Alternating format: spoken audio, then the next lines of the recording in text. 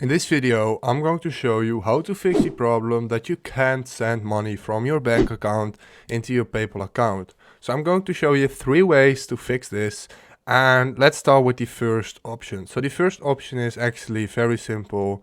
Just log out of your account and then completely close your browser. So now you have to reopen your browser again. So type in Chrome if you're using that over here, and then go back to PayPal again and then sign in again. So basically hit sign in and you can still do it. So for a lot of people this will do the trick. Then you can go to your wallet and you can just connect your bank and then add the money. But if this didn't work, because it's a very simple solution, I understand. What you want to do, you want to remove your bank account. So as you can see, I already removed my bank account. So that's what you do. What you want to do then. So basically remove it and then reconnect it, and then it can work. But if this also didn't work, just go to the help center over here. So go to the help center over here, and then you want to search for bank.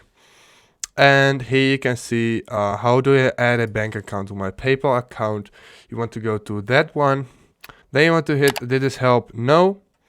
Say other. And here you can say the problem. So basically say, I can't add money from my bank account. Can you please help? And they will see it. So basically send it. And then they will contact you on your email, and then you can fix the problem.